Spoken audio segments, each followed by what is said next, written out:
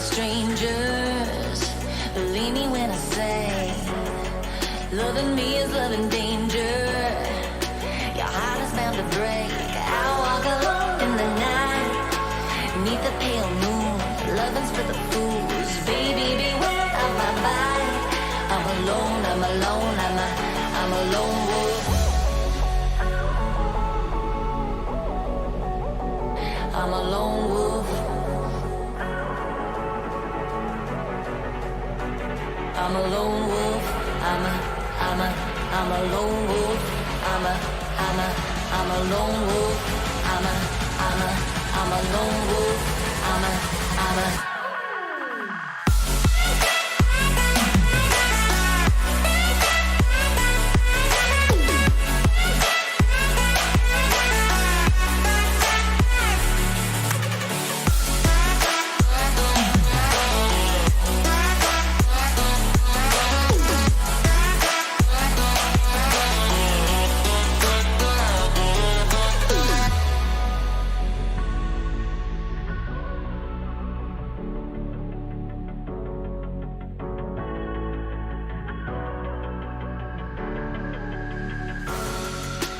creeping through the shadows and the corners of your mind.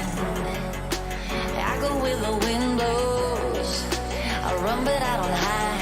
I hear the call of the wild, whispering my name. No, I can't be tamed. My heart belongs to the night.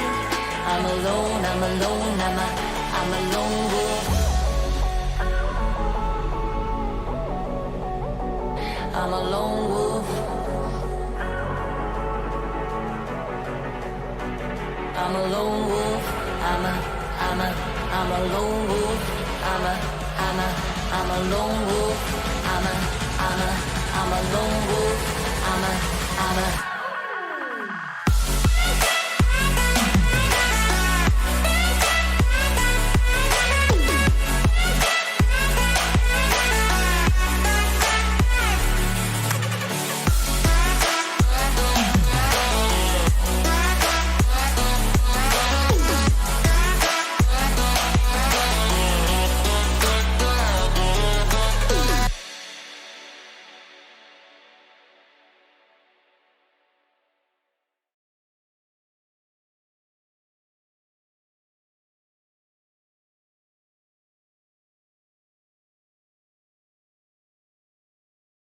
Alright guys, so I am solo today because Satellite has some personal stuff to take care of. Nothing bad, it's all good.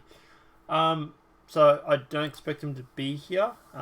He said he would be back tomorrow, maybe.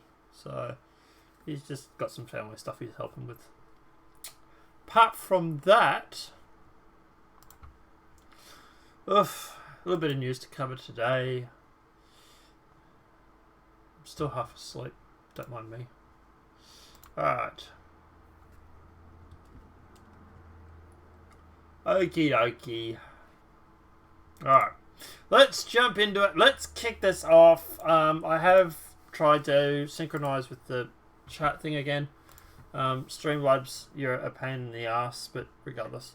But yeah, let's see if it comes up. Yeah, I have no idea.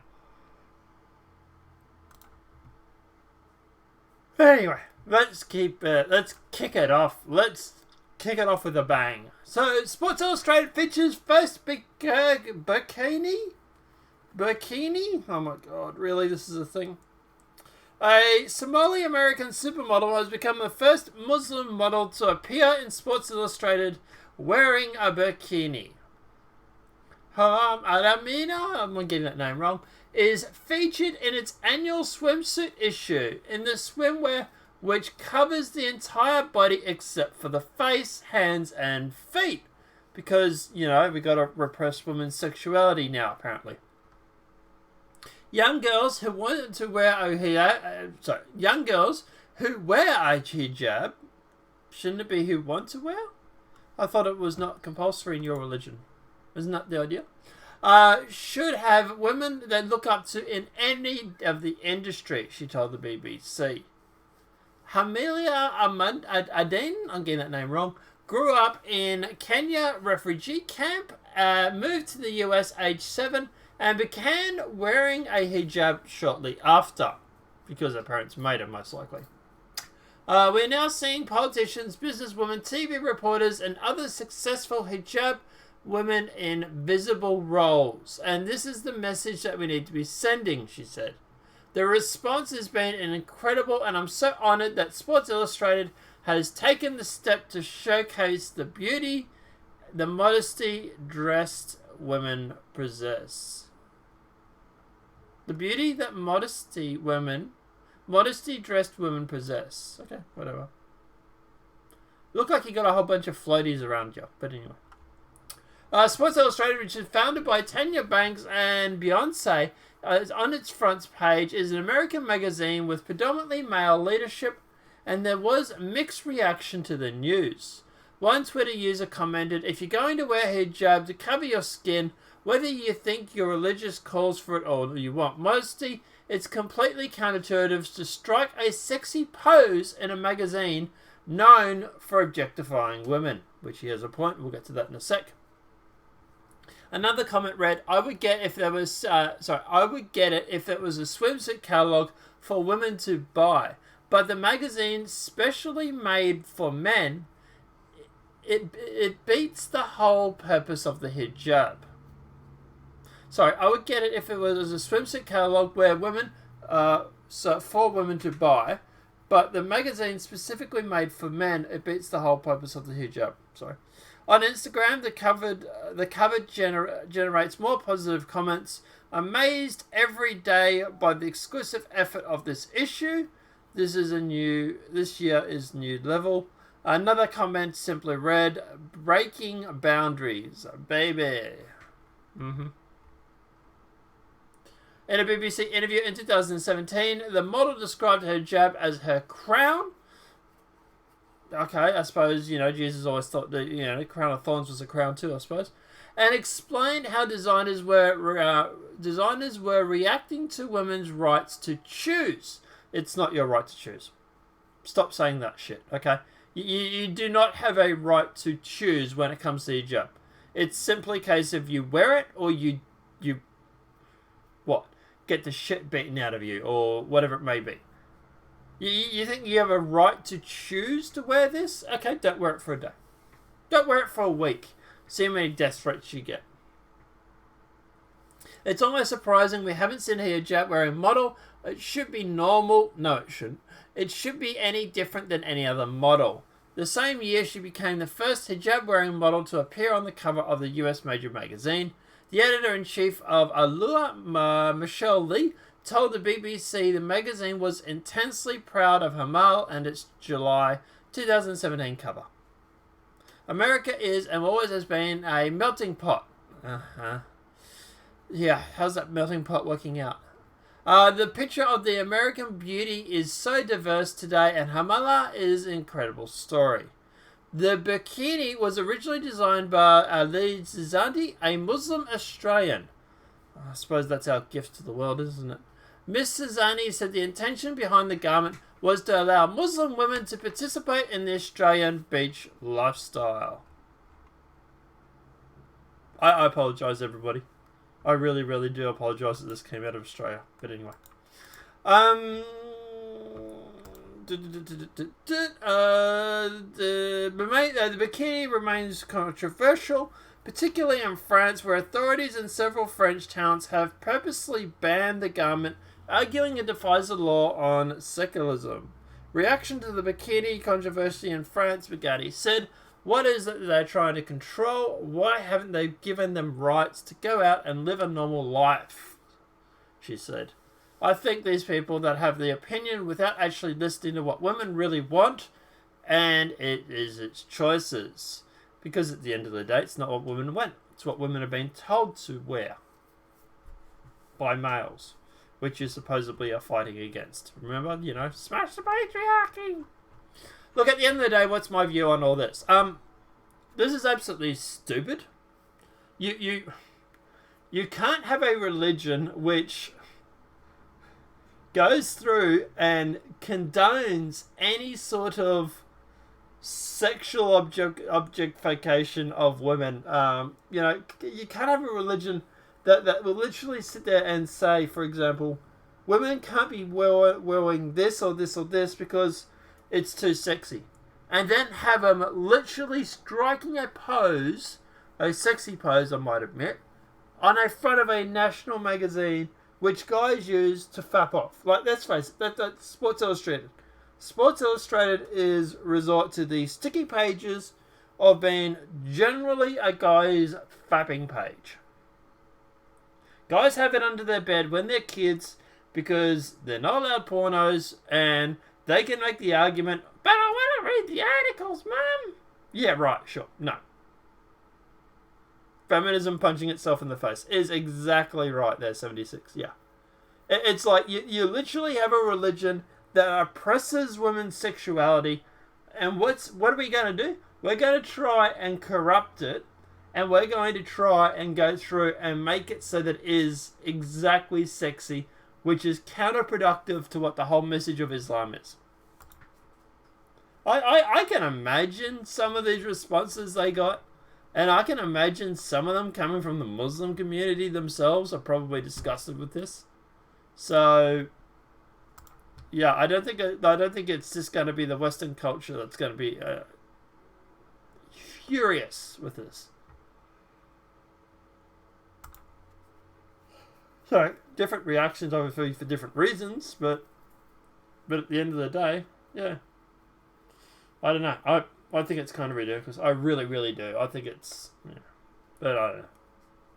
Well, we'll see a lot of Muslims who are upset about it, but they probably won't generally cover that because, well, you know, narrative, I suppose. But, Alright. Alright, so let's talk about African gangs in Australia, because now I'm sort of awake. And I've left my drink in the other room, but anyway. Alright, so vicious African gang attacks, they are hiding from you. Full credit to Avi Yemeni, who actually has found this story, and has actually talked about it. Mainstream media is obviously not reporting on it. Go work that one out. But yeah, at the end of the day, full credit to him because he's obviously gone through and found this story. So yeah, obviously full credit. Now, apart from that, obviously, it would have been really, really, really, really, really inconvenient if someone had been on national radio last night talking about this. Whoopsie. But yeah, we'll see how that goes, I suppose. We'll see how the mainstream media wants to ignore the narrative now when someone was on a national radio station talking about it. Good luck with that. Interesting enough, the call actually dropped out when I was talking about Julian Assange. I had to ring back. Every time I try and ring up and I start talking about deep state, the phone drops out. It's amazing that, isn't it? But anyway. A lady rang a local radio station. Yeah, we've got that recording. Her kid was there. She'd spoken to the local cops. They were quiet when they said 50, and they admitted an estimate to 190. I thought it was 150, but yeah. Radio call is on YouTube somewhere. Yep, we've got it here, man. Yep, thank you. Message redacted. Feminism punching itself in the face, and then message redacted again. On the bright side, at least the fact that Streamlabs is not working means that your message redacted doesn't come up on the side there. But anyway. Alright, so what actually happened? Okay, so here it is here. 3AW were the ones that originally were actually talking about this. Gatecrashers attack and rob teenage partygoers in Berwick. So, gatecrashers allegedly attacked and robbed teenage partygoers in Melbourne's southeast on Friday night. Two parents whose children were at the party contacted Neil Mitchell about the incident. Bad line, they shouldn't have privatised telecom. Oh, okay. Yeah. Yeah, true. I think, like phone services and that should have stayed with the government, but anyway. Kerry, a parent of one of the Berwick partygoers, said that her son sent her a message warning her not to go and pick him up from the party because it wasn't safe. She told Neil Mitchell she arrived a short time later to find several parents who were picking up their kid and had locked themselves inside their cars. Kerry said the gang were hiding in the bushes and attacking the children when they left the party, then stealing the mobile phones. Another parent, John, whose son was at the party, also said that there has been an assault. Police have confirmed they are investigating a robbery of a 14-year-old girl at a party at a Homestead Road, Berwick on Friday night. The teenager is believed to be leaving the party when she was attacked by a female offender of African appearance. Not exactly true what happened, but we'll get to the actual reporting in a minute. Witnesses say they saw the attacker steal the teen's phone, but another partygoer grabbed the phone back from the attacker before she fled. Anyone with information is to contact Crime Stoppers on 1-800-333-000. That's 1-800-333-000. Or submit a confidential report at crimestoppersvic.com.au. Hey, Satellite's in chat. Hello, Satellite. How are you? We're talking about the Melbourne attack. So I don't know if you know about this, actually. But yeah, so we do actually have that recording, and we will play for you just a little bit of that now. Obviously, we're going to go through and basically, yeah, we're going to just talk about it every couple of minutes. Just obviously, transformative. But let's kick this off so you can actually hear what actually happened. Because this report here, it does sort of downplay it a little bit. But yeah, at the end of the day, it's actually quite chilling listening to this story being recanted by one of the parents. So let's go through and we'll play that for you guys right now. Just turning on the audio. Thanks, Ed. Now, That's all right. this morning we're talking about a very serious incident that happened just recently Yeah. in the eastern suburbs. And Nicola, you're right across this. Yeah, it's an opinion piece for me, really, and I have to say that at the head of this because I'm hurting a little bit and my community is hurting a little bit, and I've not really ever considered myself like a community spokesperson, leader, in any way, shape or form, but I woke up on Saturday morning and, like most people, checked in on my buddies on Facebook, and there was a lot of pain. There was a lot of pain going on What's happening? because, well, there was an incident in Berwick on Friday night, and obviously that's very close to home. And it involved a gang attack on a teenager's birthday party that was nothing to do with the gang. And I just want to ask a question of a community from one community to another, and actually as a mother to other mothers, I would like to ask the mothers of Sudanese descent in the area of Narrawarren, Berwick, Pakenham, where your teenagers were on Friday night. I know where my teenagers were at 11:30 on Friday night, and I want to ask you what you were doing. Were you in bed? I know it was Good Friday in the Greek community. Were you at church? Think about where you were at 11:30 p.m. on Friday night and ask yourself, where were your teenagers, your older kids, and what were they doing? Because as far as I can see in my community, we have now reached critical mass when it comes to these apparently non-existent Sudanese gangs. So a good friend of mine... I just want to say, just before we start into the actual details here, this is someone who wouldn't be alt-right. You would never consider to be alt-right. She's literally just a mother, just a regular person who works in a radio station asking and saying that we've hit critical mass. That this is someone who is just a normal person who is fed up with these criminal attacks, with these constant attacks via migrants. Just putting in you how frustrated people are that at the end of the day, even the average Joe Blow, so to speak, is furious. And even she's having a bit of a strike at them there, where she turns around and says these non-existing attacks. Because that's what the government keeps saying. That these attacks don't happen. But we keep being able to find report after report after report of them happening. These non-existing attacks. But let's go keep going. on Friday night was faced with something that none of us here in Australia ever think or believe that we'll have to face. And all she was doing was collecting her 15-year-old son from a 16-year-old, sweet 16 girl's birthday party in Berwick. And it was held at the hall at the Cheesecake Factory on Homestead Road. And this is a hall that's hired by lots of people. They organise functions. Yeah, they organised security. So there were 3 security guys there, probably to make sure the young boys didn't have their first beer. But, you know, it's adorable. It's the kids going out dancing and innocently having a nice night. hoping to fall in love for the first time, maybe, you know, and Yeah, just being Aussie steal a kids. kiss. And unfortunately, the other teenagers that turned up weren't there to do that and have fun at all. So at 11:30 on Friday night, this friend of mine who is known to me for 25 years, so and you know, hers is not the only story to come from this night.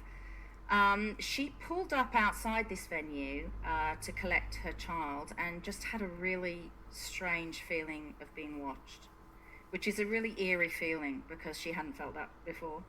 And she realised there were lots of smiling faces in the bushes around the venue, which really terrified her. So the parents were all lining up in the cars, waiting for their teenagers to come out, and a couple of them, maybe they'd been texting their parents and they'd said we're outside, left the party early. So a couple of them left before sort of the mass of teenagers popped out. And the first girl that came out, suddenly all these faces that were in the bushes rushed her and they beat her. And they beat her to the ground. They were swinging nunchuckers around. And they were beating her up, apparently, to take her mobile phone. And as these Sudanese teenagers came from the bushes, they looked to be, the mums at the time said they looked to be about 50 plus, right? Which is a lot. That's a scary amount. It's a lot of people there. Now, 50 plus ended up being anywhere from 50 plus to 150 plus. Amtrak in chat is saying up to 190. It is an ongoing police investigation. So they are investigating it, and this has been corroborated. This is not some conspiracy theory. This is actually a corroborated story of anywhere from 50 to 150. I've heard it's actually higher towards 150 than the 50, but we'll just say from 50 to 150 people attacking kids walking out of a Sweet 16 girl's birthday party. So presumably these kids that have walked out, this first one that was attacked, presumably was around that age. 14, 15, 16, 17 maybe. Though I doubt they would have been much older than that. Probably around 16 or 17 probably. So yeah. Let's get going. I understand you've talked to the police. What are the police doing about this? The police are all over. It is an active investigation. So what we do know is the mother of that girl then arrived, right, Pete? Yep. So I just want to finish because she did arrive, and she did, I think, what I would do. She lost it, right? Your child's on the ground, a girl being beaten by boys, right, big boys. She got out the car, left the car running, left the door open, ran screaming at them to leave her child alone. Yep. The adults inside the venue did the smart thing. They went on lockdown. They locked the doors. They got the kids down to shelter in place. Really terrifying. Unfortunately, the sad aspect of this is that the 3 security guards, and I want to know who they are, right? I want to know who they are. They legged it.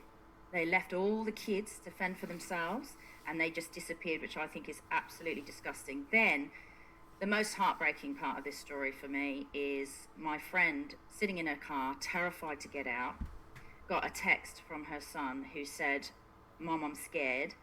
The pseudos are all around this place. Don't come in. Stay away. Please stay safe."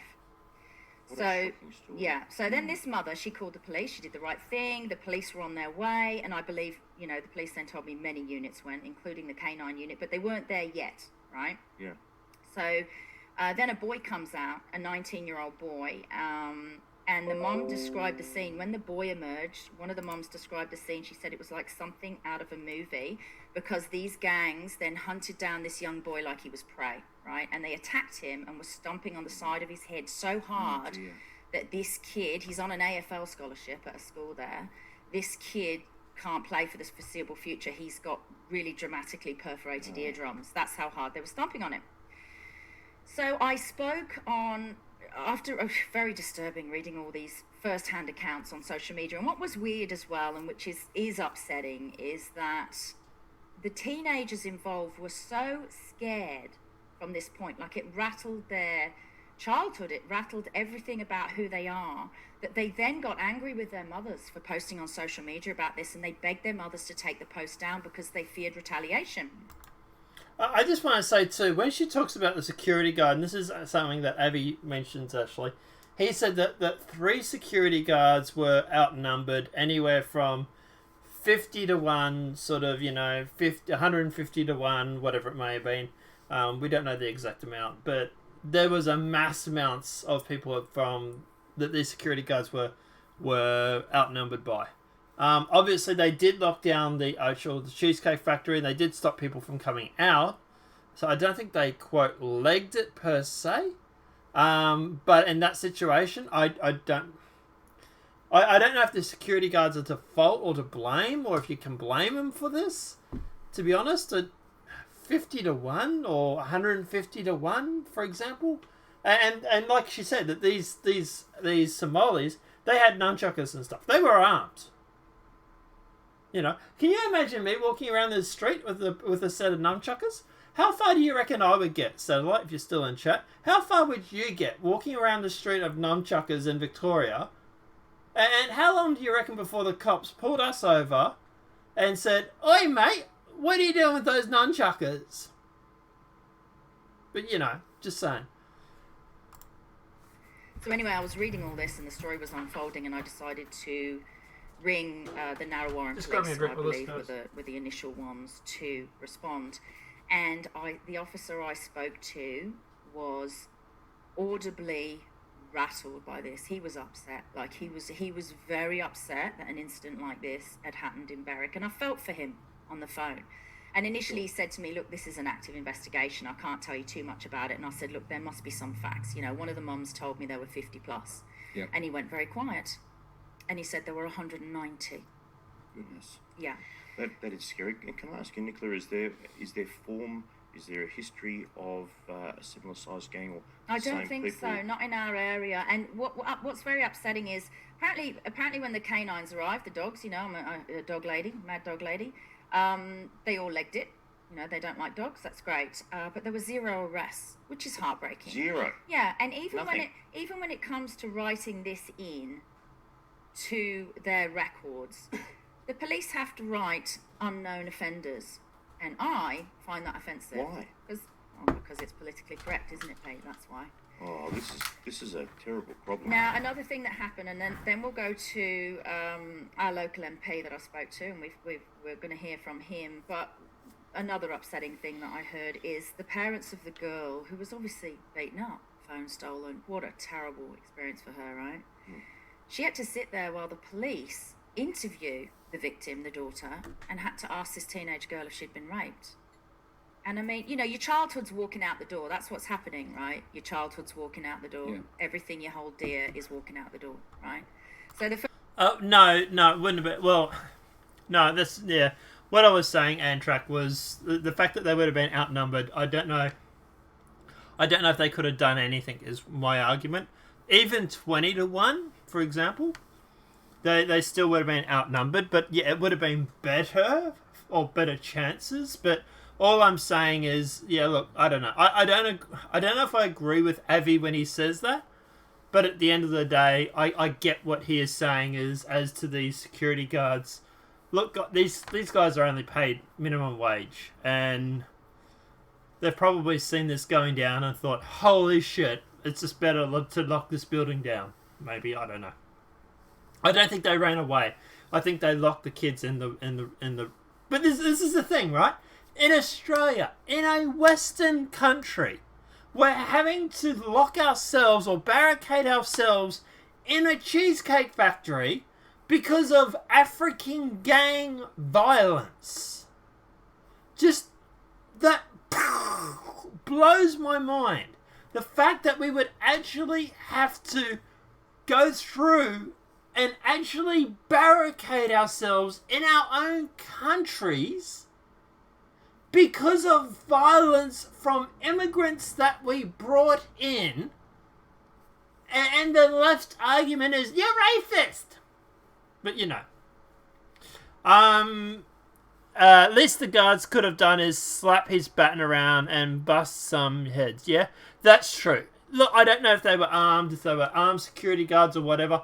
If they had a gun, maybe shooting a few of them would have stopped the attack. Not encouraging that in game, you know. I mean, but yeah. Oh, I know the radio guy asking about if they had gangs that big normally. Oh, right, yeah. Well, sorry, yeah.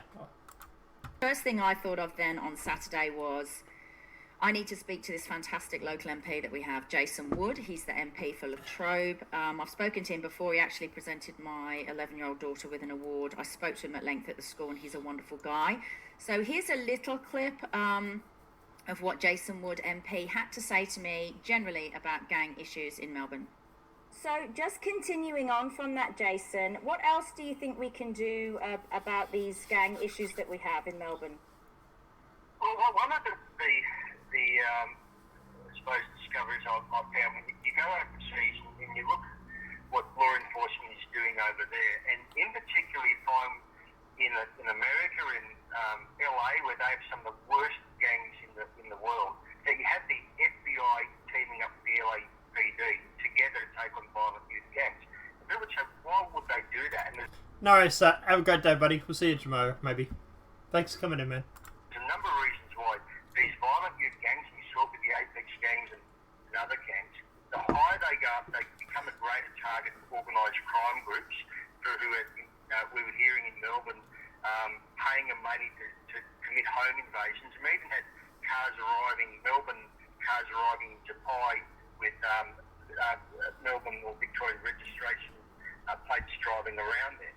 So organised crime groups target these guys. So Who the F cares? Seriously. Who cares about this and organised crime and all this sort of shit? She's asking, what are you going to do about it? And you go on a freaking 2 or 3 minute clip about organised crime and how it's a possibility that in the future these guys might team up. Who cares? Stop them now, you friggin' cuck. one thing which I'm very proud of just announced recently is the National Anti-Gang Squad. And I actually put the policy together in 2007 where state and territory police work with the Australian Federal Police. Now Home Affairs Minister Dutton has made a directive that the Australian Federal Police, part of the NAGS, will target violent youth gangs in the southeast, suburbs like Berwick and Beaconsfield and Narrabri and Pakenham, and also the western suburbs, which have been badly hit. These have been the two epicentres, and it's simply because we do not want this to escalate anymore. And it starts off at maybe stealing mobile phones, but soon it'll be home invasions, and as we've seen, right up to murders. And the big danger is, as these guys go through jail, now being recruited by violent gangs in jail. So what you're actually saying there, Jason, what you're actually saying is that essentially being part of these gangs could be considered in some way sort of employment for these youths. Is that what's happening? Well, basically what's happening, you're having bikie groups, you're having organised crime groups. People may remember you had all the jewellery robberies in Melbourne where Colombian crime groups were paying them very little to go into jewellers and steal jewellery and gold, and subsequently converting it and selling and making money off it. So these Sudanese and Africans in particular have been used as basically cannon fodder by organised crime groups. Right, wow, did not know that. Fascinating. Okay, well listen, thank you so much for your time today, Jason. Who the freak cares? Like, seriously, like, let me ask you guys in chat, right? This is what, 4 or 5 years, whatever here. Let me ask you in chat, do you give a shit? Does this fix the problem? That is the question I always have to go back, right?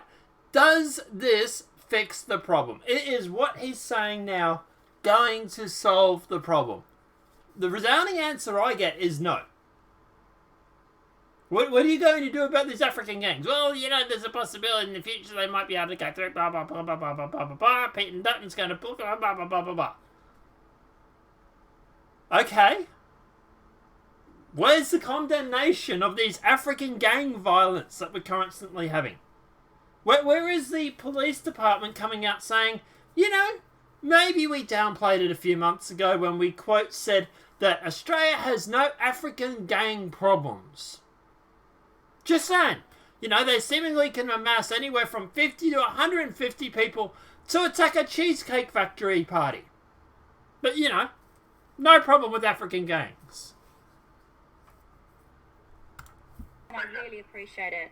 Okay, thank you. Bye-bye. Thanks, buddy. Bye.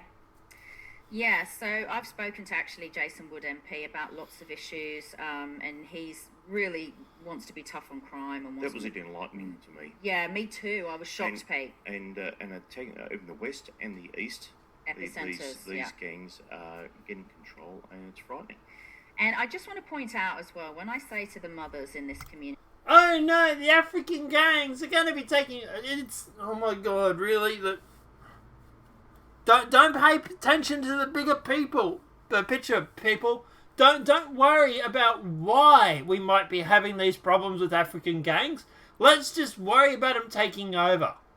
Okay, Why are they taking over? Why are they in the country?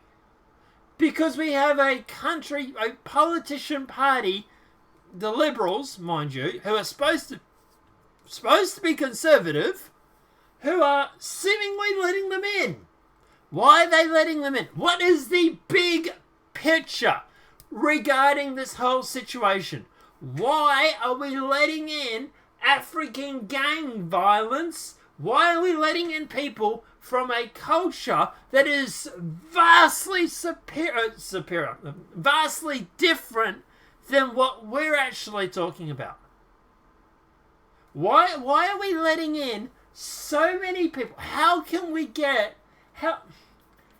How is it that they can seemingly arrange anywhere from 50 to 150 people to attack a factory, a cheesecake factory? Like that. Like, just ask yourselves, any white Caucasians here in the chat, in the party, in the video, ask yourselves, how much effort would it take you to arrange 150 people to attack a party? Right? My guess is that I probably couldn't do it. I couldn't go through and arrange 150 of me mates and me mates' mates and me mates' mates' mates and whatever to attack a party. But these guys seemingly can do it. So it makes you wonder how big of a problem that this is. That they can get 150 people from surrounding areas and whatnot maybe to go through and attack this, right? But let's not worry about why they're in the country. Let's not worry about asking the questions about whether or not we have to start deporting these sort of people. Let's worry about African gangs maybe teaming up with organised crime later in the future. Like, oh my God, it's... Superior at the other end. Yeah, well, yeah, I didn't mean superior, but yeah, slipped there. But anyway. How is it turning Australia into an African a good thing? It's not, Jason. It's Fucked. But let's keep going. Where were your teenagers on Friday night? Two of the guests at that birthday party were two Sudanese girls who were really good friends with the girl whose 16th birthday it was. Yeah. And those girls... See, that makes me wonder. Two of the guests at the party were Sudanese. Makes you wonder if their brothers knew about this. Maybe their brothers were the ones that organised it. Maybe her brothers or her family friends or friends of the family or whatever it may be heard about this party and then turned around and said, hey, there's going to be a bunch of white people at a cheesecake factory. Let's go and F them up and steal their shit. It really does make you wonder if these two young Sudanese girls who were at the party, maybe, I'm not saying it was them deliberately. Who knows? Maybe it was, maybe it wasn't. I don't know. Maybe they were plants. Who knows? But at the end of the day, the question is, how do they know about this party? We have Sudanese gangs turning up and abusing, bashing, and kicking the crap out of white people, stealing their stuff, and we also have two Sudanese girls who were also invited to the party. Just saying, putting two to two together here, I would start asking questions regarding her family friends. Where were you 11:30 on Friday night? Did you know about this party? Did you know about this attack that happened? Because I think that would be the best place to start. Let's keep going. Were also trapped inside and they were also in lockdown. So within your community, you must know that two of your own were in there terrified as well. So this is something that needs to be addressed. And I also want to know, as a community, like, how do large numbers of yous en masse travel on buses, walk, get trains without some cameras picking it up, without people noticing? Because I can guarantee you, if 190 Australian yous, little Aussies, amassed in a group and travelled to a suburb to cause trouble, I reckon it'd be on the BBC World News by tomorrow. It would be. That's how I feel. Now, I did speak with my other Victorian police contact. We'll call him Jim, that's not his name, because he has to remain anonymous. But he gives information to this show to sort of aid us with our research. And he told me that most of this happens for a very simple reason, and that's the court system and how it's set up in Victoria. It means that when offenders are charged, they then go out on bail for 3 months, because 3 months is how long it takes to get their court dates, right, Pete? Whereas in New South Wales, guess how long it takes to get their court date? A couple of days. 1 month minimum, within 1 month, right? So it gets dealt with, it gets expedited. And also there's laws in Queensland where 10 or more people can't assemble. Like if you get more than 10 bikers, we don't know if they're bikies or just bikers, but if they assemble en masse, you know, they're not allowed to. Right, so how come 190 kids from any other community can assemble and move into an area and cause trouble? So, I've got one word. Yeah. Deportation. Well, that's the thing, right? So I'm asking them. That's the best idea that this whole interview, radio, whatever, has come up with. Deport them. Just deport them. Say, hey, you're not working in with our culture. Tell you what, we're going to give you a free helicopter ride. F off. Anywhere but here. Send them back to where they came from. I'm asking these mothers, when they ask themselves, where were your children on Friday night? Where were your teenagers? I want you to go and reread the massively long document you have to sign to live in Australia. I know because I signed it. And read the part about being a law-abiding citizen and your responsibilities there. Yeah. So I asked Narrawarrah Police if the streets of Berwick were safe after this incident, expecting them to say yes. And they said, we're asking people to remain vigilant. And that really wasn't the answer that I was looking for. And I just think we collectively need to pull our heads out of our arse, Pete. I'm sorry, we do. Security is a really major thing for all Australians. And we've always had a history of being very, very safe and secure in this country. And the security has been broken. And I think something has to be done about it. I think all political parties need to look at this, Pete. This isn't a left or a right thing. I don't want this to become party politics. There needs to be unity. We need to look at this 3 months, because I can tell you this, that if I went out and stomped on someone's head tonight, tomorrow in the paper it would read British actress arrested for violent attack, and that would be absolutely correct. So why can't we name these gangs for what they are? And we need to be able to do that. You know, there would be nothing wrong with saying that Australia is a peaceful nation and she cannot afford to weather these quite strong momentary collapses of law and order. You know, there's a very famous English saying, Pete, and it's horribly overused, but it's true. You give people an inch and they'll take a mile, so let's stop giving people inches. So there's that part there. Now, like I say, obviously, look, I don't agree with everything that they're saying here. I don't care about organised crime. I don't care about that aspect of it. My question is why is the mainstream media not reporting on this? Why is the mainstream media not talking about this?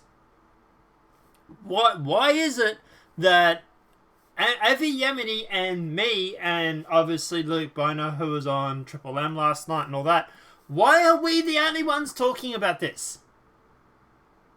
Why isn't this all over mainstream media? 150 to 190, whatever the count was, who went through and attacked a bunch of defenseless kids at a cheesecake factory. And like she rightly says, if any of us had actually gone down and done that, it would be white authoritarian groups, you know, alt-right attacks Somali kids at Cheesecake Factory. It would have been the frigging end of it. It would be wall-to-wall coverage if the roles were reversed. And yet, for some reason, the mainstream media doesn't want to touch this. I wonder why. But, you know, hey, I suppose, look, at the end of the day, we'll have to see what happens now. But, yeah, I don't know. I imagine, I don't know, maybe now we start raising questions. Maybe the mainstream media will talk about it. But this happened on Friday. This happened 5 days ago. So, you know, they've had plenty of opportunities to talk about it before now. You know, it's literally Tuesday over here in Australia. So they could have talked about it over the weekend. They could have talked about it on Monday even, you know. They want to make the argument, we weren't back at work yeah, well, you were yesterday. And I really can't see many people talking about this. So, yeah, like, my question is, you know, what are we going to do about this, Australia? Are we going to keep living in fear?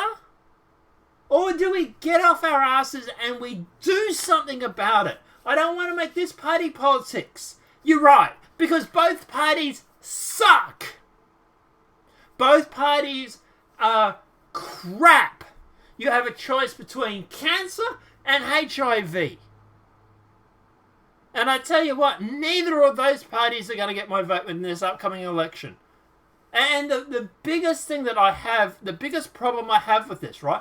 If the politicians and the police won't do something about it, vigilante groups will. And I don't want that. This is not a threat, YouTube, or anything like that, right? So don't take it that way. But at the end of the day, people are getting fed up with this shit. Eventually, people are going to take matters into their own hands. And that is going to cause a shitstorm. We are going to have another Cronulla riots. And people always want to go on about Aussies being you know, peace-loving and laid back and everything, which we are for the most parts. But I'll tell you now, Cronulla riots, and I'm going to bring up some footage on this. Cronulla riots showed how pissed off Aussies actually carry on. Like, to give you an idea, this is what happens when you piss off a bunch of Aussies.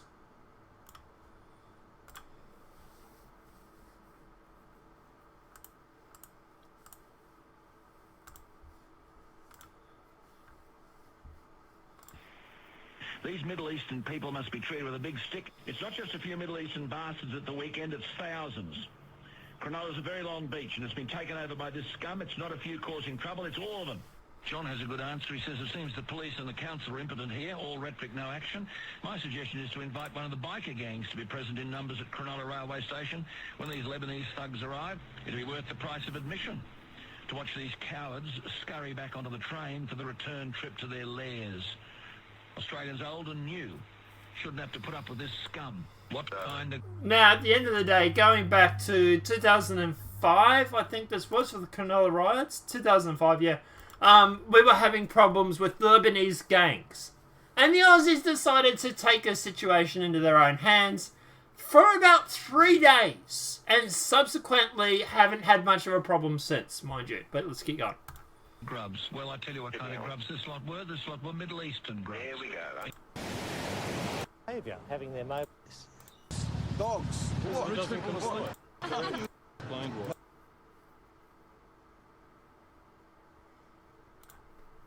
To give you an idea of what actually happened, let's just fast forward it to the riot place.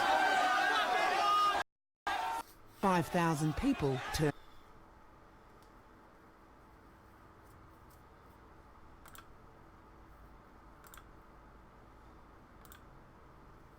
up. It's just that one text message that got sent. Basically, everyone who received it agreed with it and called up all their friends, and it's just like, you come down, you're coming down. It basically just spread, and I don't know how it spread to people to Queensland.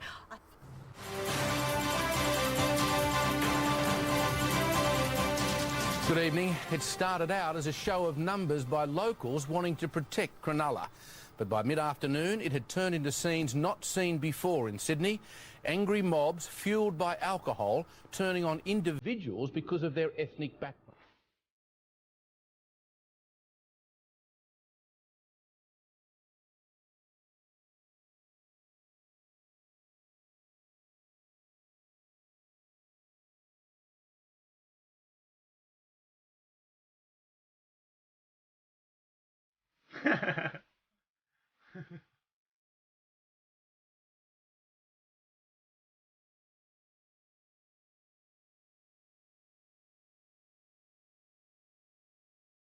This is what happened when you pissed off the Aussies last time. Just a warning to everybody else. hit the cops with their pepper spray. Oh, fuck.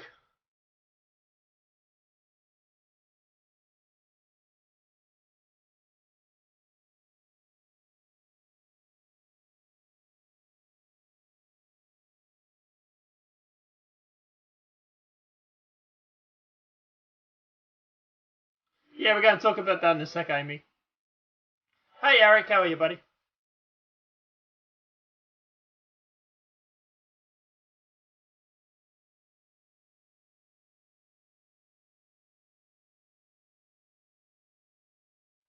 And I just want to say this whole 3 or 4 days, the police completely outnumbered.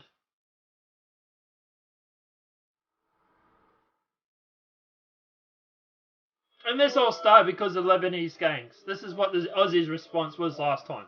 How long before you think this happens again? Just saying.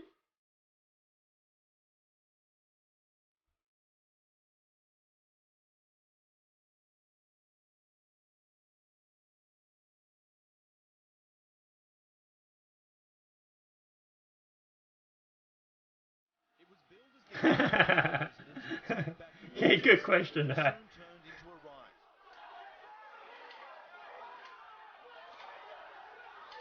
tell you what, the freaking cops are lucky the Aussies didn't turn on the cops.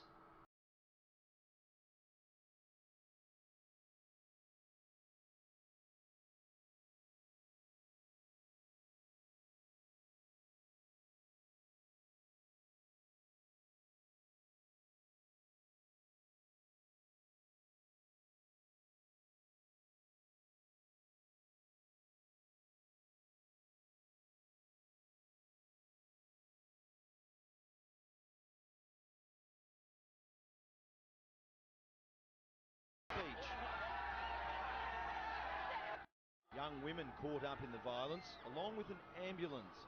It was pelted with beer bottles for carrying Lebanese victims to hospital. Over 1,000 people chased one man inside a pub, with a fight breaking out inside. Police kept most of the mob outside. They started... A young man of Middle Eastern appearance had been spotted coming off the beach. Now, what obviously the news is not talking about here with this Cronulla riots, how did this all start?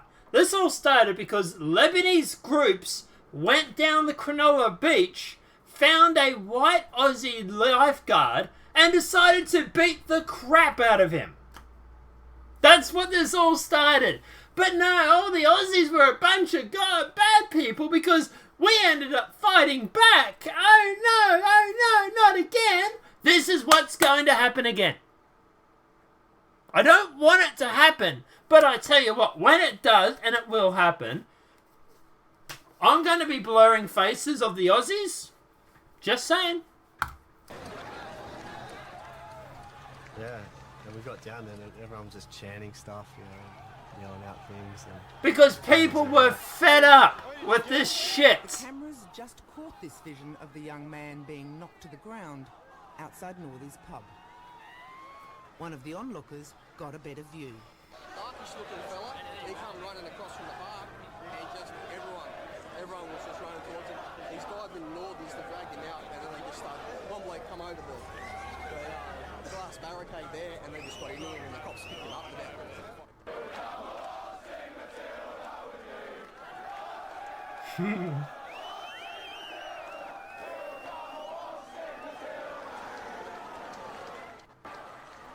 Around 2 p.m, another 2 targets were spotted. And then, you know, around a massive bunch of drunk people who are willing to fight. And then basically, a lot of people just smash them.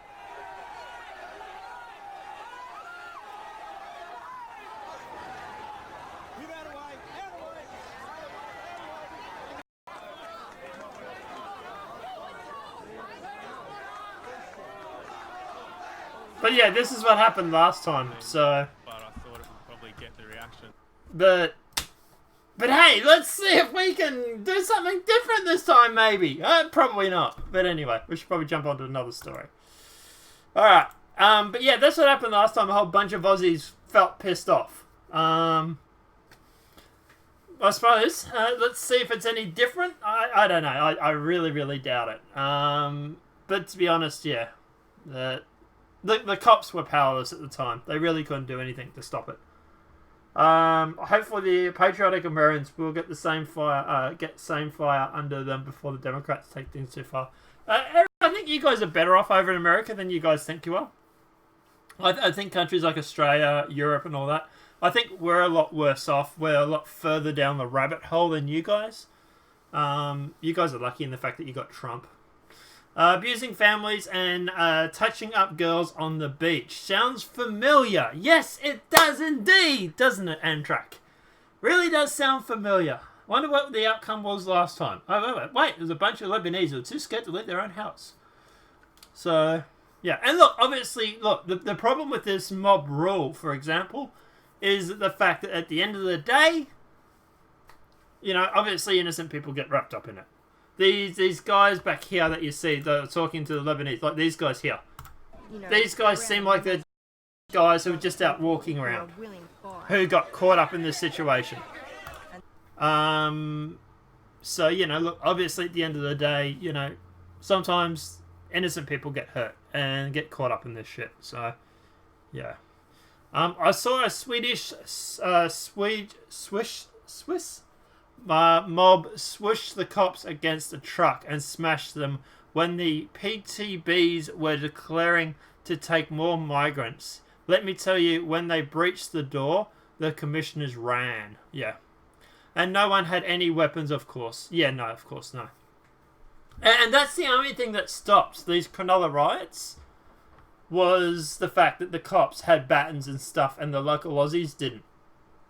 Because God knows what would have gone on. Yeah. But anyway. But let's keep going. Let's jump on to something else. So there has been a bit of an update when it comes to Julian Assange. His sentence for breaching bail in the UK is going to be the 1st of May. Assange is facing up to a year in jail for the UK for this charge. Hearing will be at the Southwark Crown Court at 1 English Grounds off Battle Bridge Lane, Southwark, London. Now, obviously, I'm not encouraging anybody to turn up and to protest, because that would be very wrong for me to do. So no one please turn up or do that. Also, nobody print out a whole bunch of flyers for Julian Assange, saying to free Julian Assange. And please don't put them up on your local area, because that would be also wrong for me to encourage that. Not saying go to my Twitter account and feel free to print out the flyer that I recently tweeted out earlier today. Don't do that. Okay? I don't want anybody doing that. Wink, wink. Nudge, nudge. But yeah, so we do have a bit of an update on Julian Assange. 1st of May, I believe, is actually going to be May Day?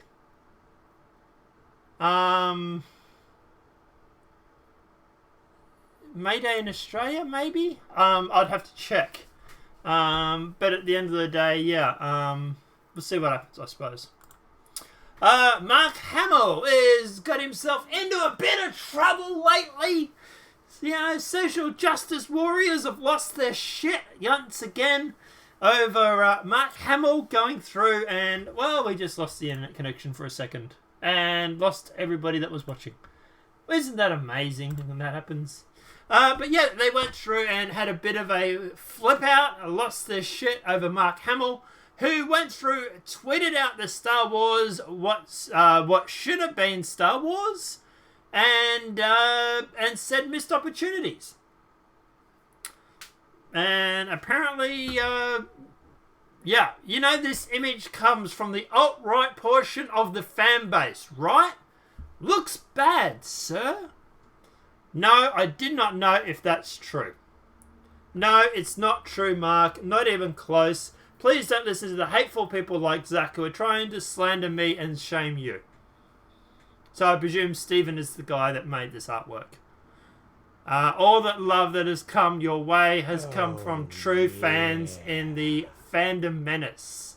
We don't lecture you about sharing your opinions or tell you what you're allowed to post, while people like Zach and Lucasfilm's employees have been mocking you for days.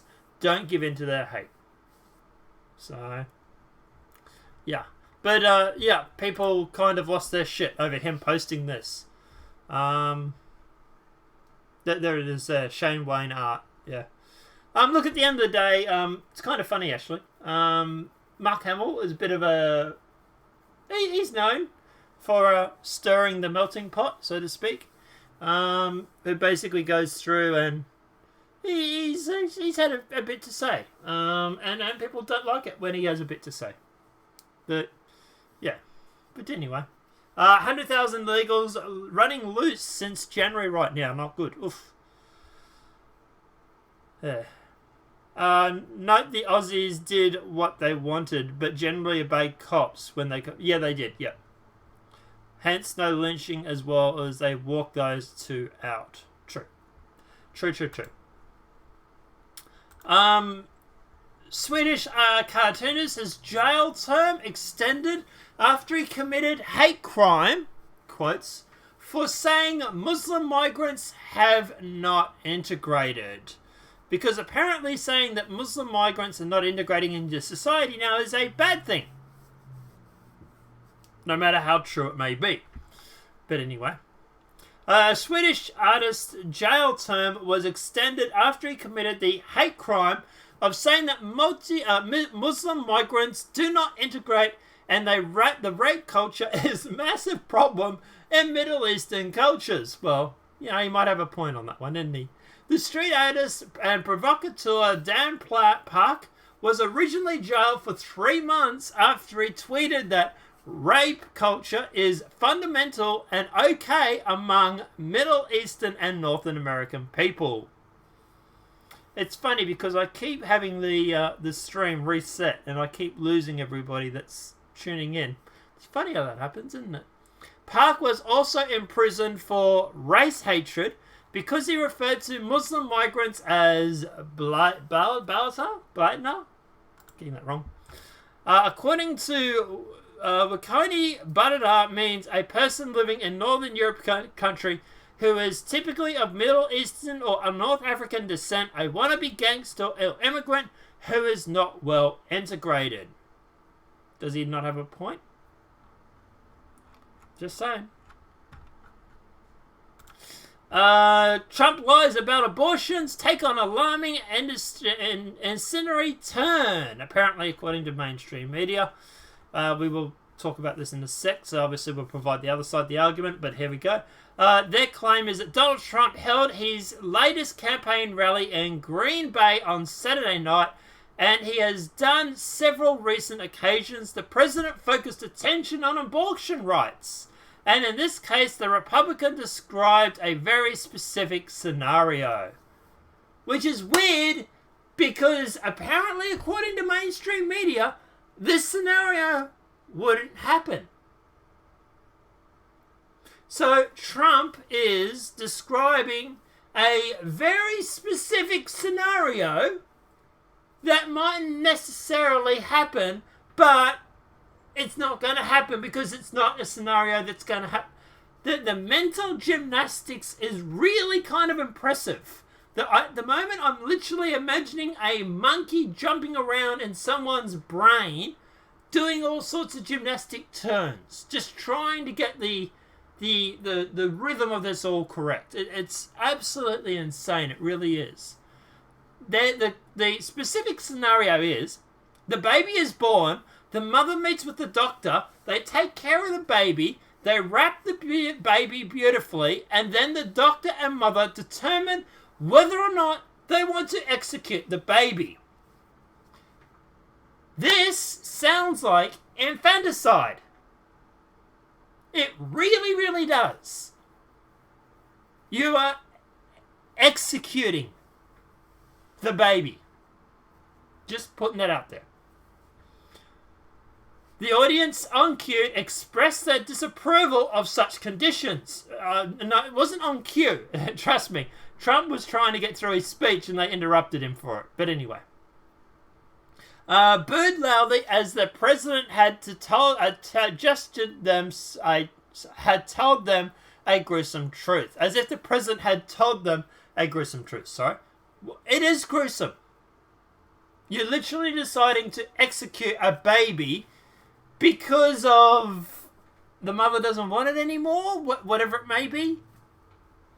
He didn't, in fact. The scenario Trump depicts was ridiculously false, according to mainstream media. The New York Times published a detailed, embedded, understanding, fact-check piece, but the bottom line remains the same. There are no two instances which a healthy baby is born only to be murdered soon after, following a chat between a woman and her doctor. So that's what they're claiming, right? Which is weird, because Red State, which obviously is a conservative magazine, Virginia's moderate governor admits abortion bill allows baby to be killed after birth. Really? Doesn't happen. But apparently Virginia's governor has admitted it could happen. But it's not going to happen, right? So sometimes when you cover the actions of the pro-aborts, you become concerned that you're circulating their position. Or curtailing, saying their position. Given the local and scientific literacy of the pro-abortion position, it's hard. But still you don't want to do what the left does in building a straw man. Soaking in kerosene and setting it alight. More and more, though, I'm convinced that curtailing their position even isn't possible. For instance, just a short while I posted on a bill being sponsored by a profoundly evil woman, Virginia Delegate Kathy Tran. Her bill removes all current restrictions on third trimester abortions. Like, here it is here.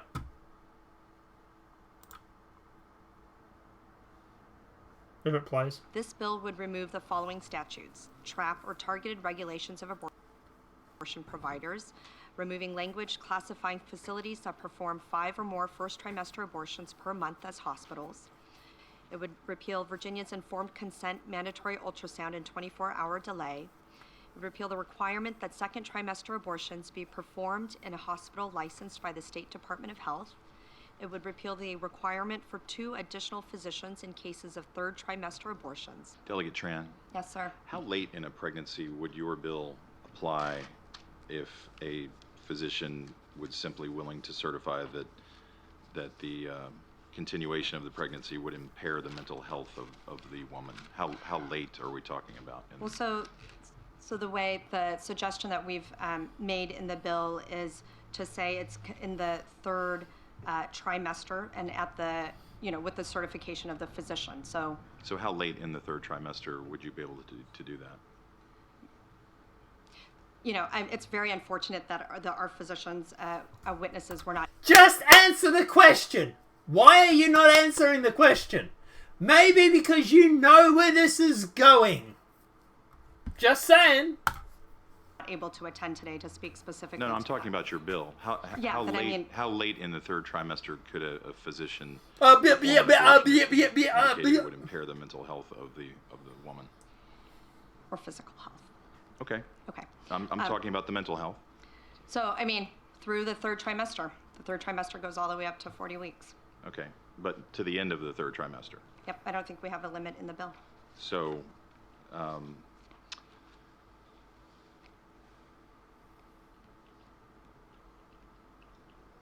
Where it's obvious that a woman is about to give birth, she has physical signs that she is about to give a birth, would that still be a point at which she could request an abortion if she was so certified?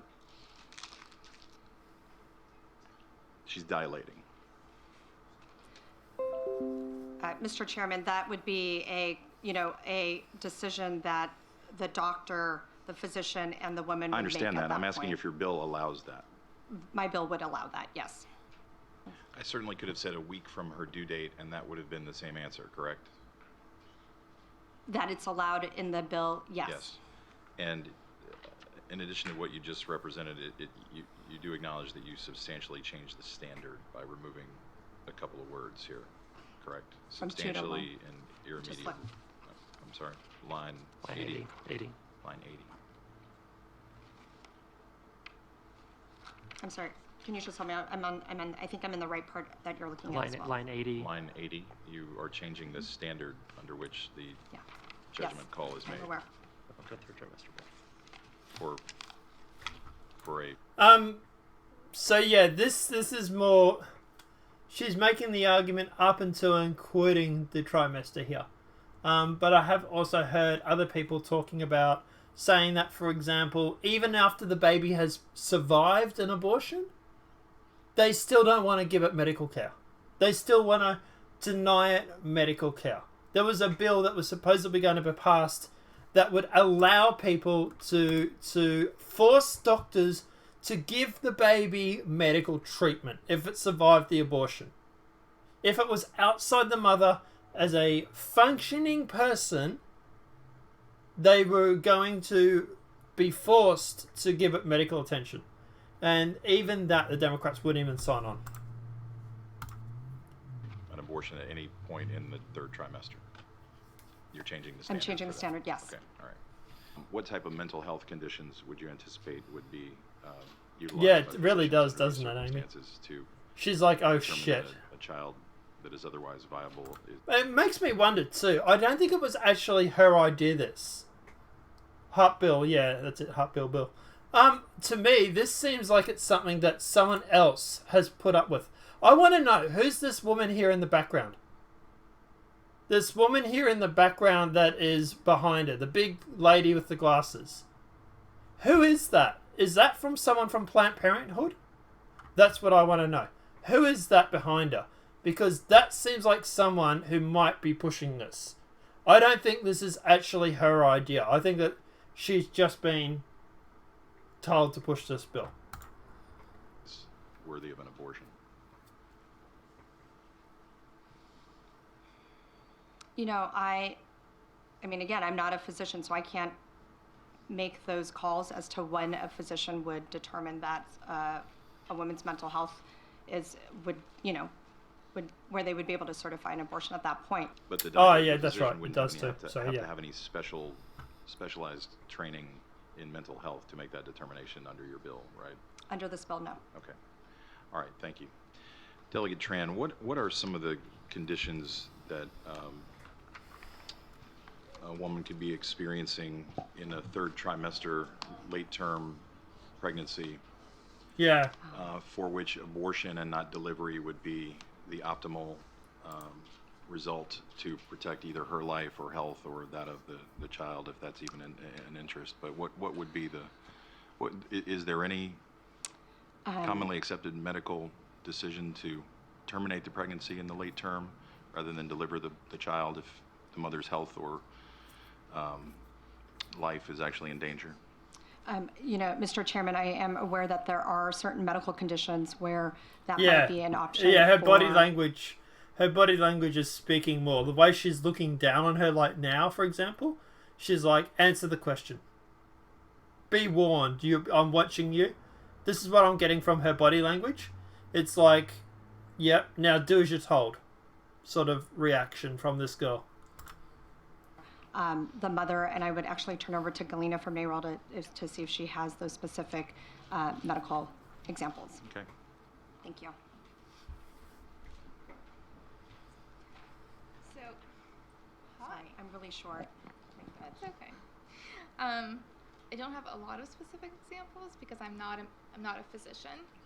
I'm an attorney. I'm not a physician, so let me bring this other person up who's also not a physician to talk about a situation, a case. But, you know, hey, yeah, anyway. So, and we unfortunately do not have the glaring at him. Just past my bill, I got baby bits to sell. Yeah, pretty much. The physicians could not be here today because they are seeing patients at the moment.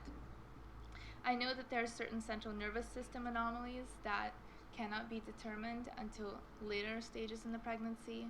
I also know that certain anomalies like the absence of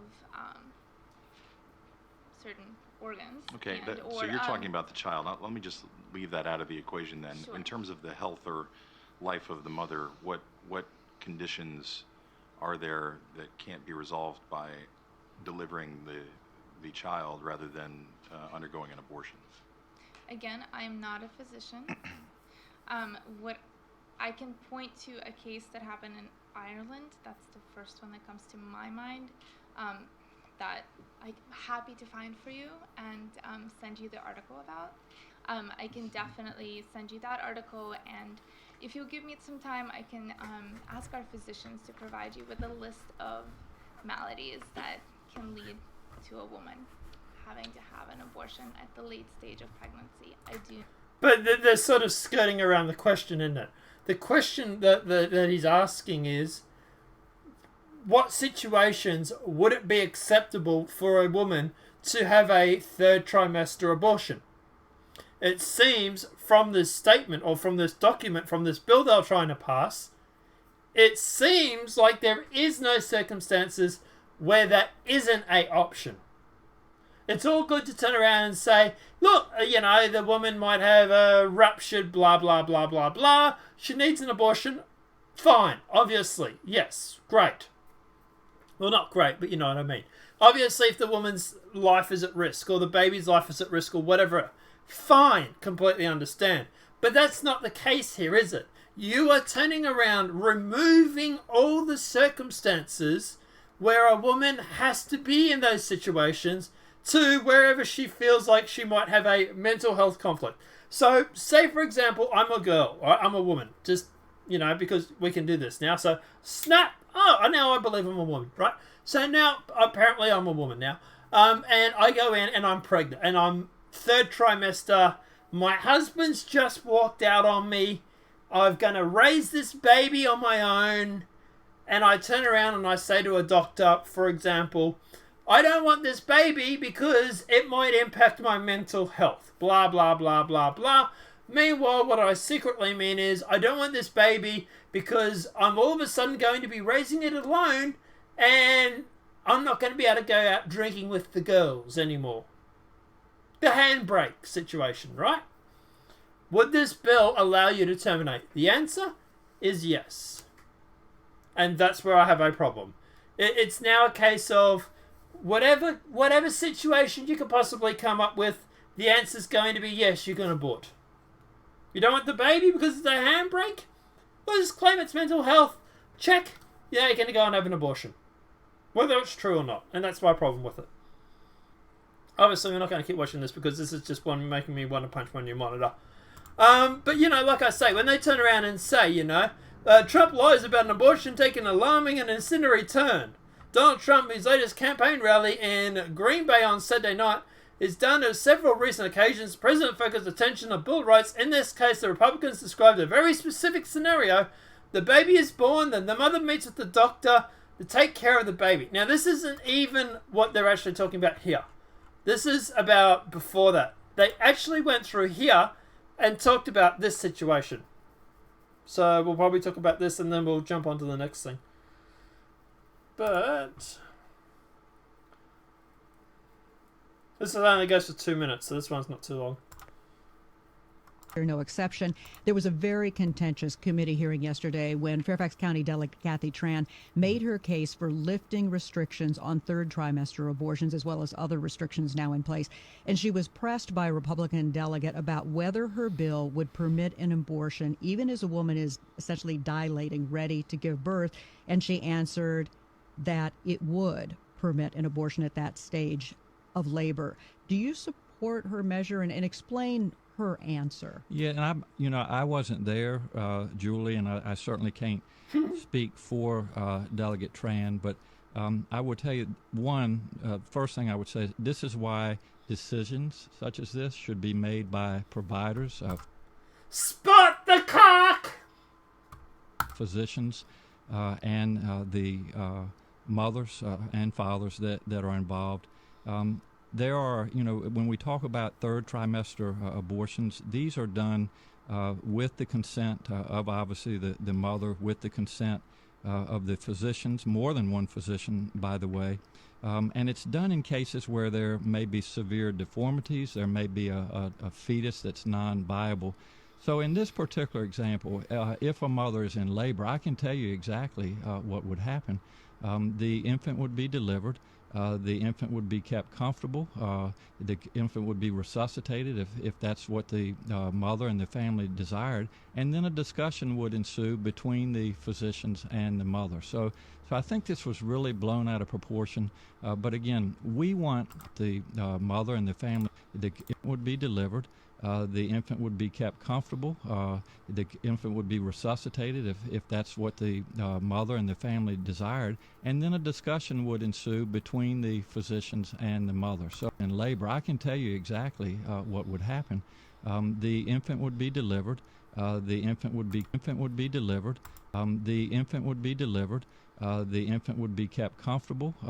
The infant would be resuscitated if that's what the mother and the family desired. And then a discussion would ensue between the physicians and the mother. So I think this was... So I just rewound that a few times just to make sure everybody heard exactly what he said.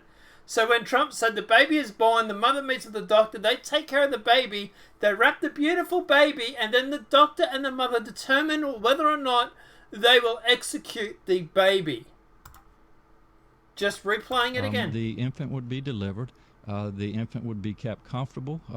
The infant would be resuscitated if that's what the mother and the family desired. And then a discussion would ensue between the physicians and the mother. So I think this was really... Does that not sound like what Trump has said?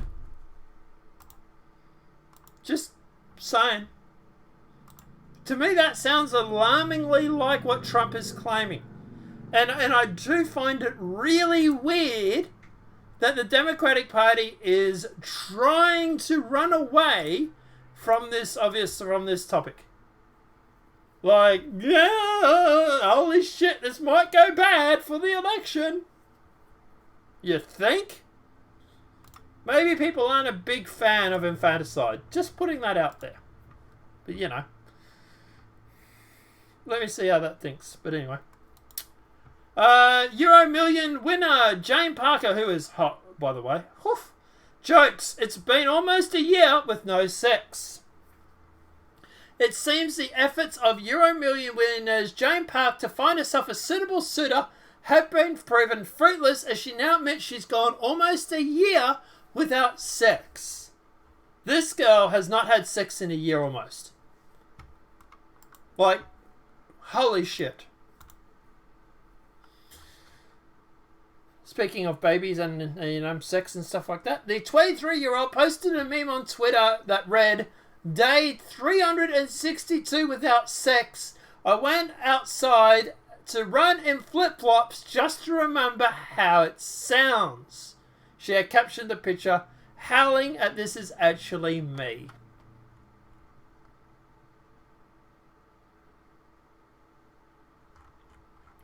There she is there. That's what she looks like. Jane Park. She's not had sex in a year.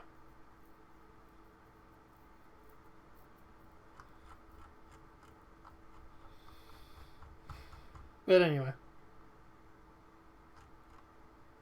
She's obviously changed a lot since then. Her boobs have gotten bigger by the looks. But anyway.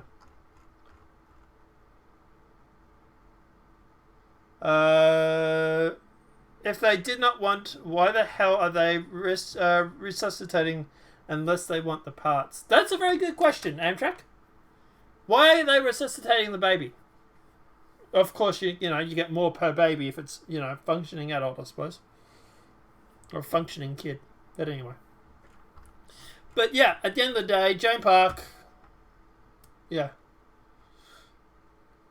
Not going out, not having sex with almost a year. Like, yeah. People are resorting, like, come to Australia.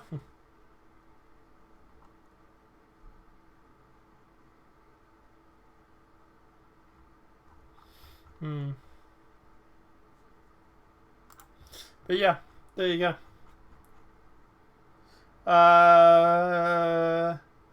Transplant fluids, they have been caught at it enough. Yeah, that's true. Yeah, and the videographer was jailed. Yeah, that's an interesting. I want to look into that, actually.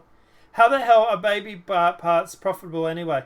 Because you can sell the organs for rich elites who want a transplant. For example, maybe they want a new heart, for example, because Soros's old one is not functioning, for example. He could then put his name down on a blacklist, for example, black market transplant list, using him as an example. And they could then go through and get the baby parts and the baby heart from that. So, also like stem cells and stuff like that. Obviously, that's also there. Kidneys, lungs, all this sort of transplant material. They a lot of it from reports goes down to Mexico, and a lot of it's caused a lot of it's stuff that happens in Mexico. A lot of blacklist materials and black market surgeries and stuff like that. So yeah. But moving along. Washington Post says Trump has topped 10,000 false statements on misleading statements. So the Washington Post is an updated count of President Trump's false and misleading statements since the inauguration today, and it shows that Trump has surpassed the 10,000 mark. Now, here's the website here, right? You actually break it down by daily. There's spikes, there's lows, there's stuff like that. But anyway, the thing is that if you go through and have a look, a lot of the stuff that they've actually gone through and claimed that are lies or misleads or whatever, it's a lot of hyperbole. It's a lot of Trump saying, like, for example, we have the best cheeseburgers. Can ask anybody about our cheeseburgers. Our cheeseburgers are the best. It's that sort of hyperbole talk. And then some of the stuff that he's claimed is obviously lies, but other stuff he's claimed is actually true, and they don't want to admit to it. And some of it, like even the, like for example, like in here, they've had to like go through and say, well, actually, he might be right about this, but we're still going to list it as a lie. For example, here, true record attendance at Green Bay's Research Center was 10,000 when Eldon was there in 2013, according to the Green Bay. So what we're doing is 5 and 6 like this, where were thousands of people outside, just so that like right now, we had 69,000 people signed to come in. What does this place hold? Like 10,000 or 12,000? Whatever it holds, we set the record. It's a lot of hyperbole talk, right? It's a lot of, you know, I'm the best, I'm the biggest, I have the biggest crowds, I have the best crowds. The Secret Service said there was only the first 10,000 people would be allowed inside.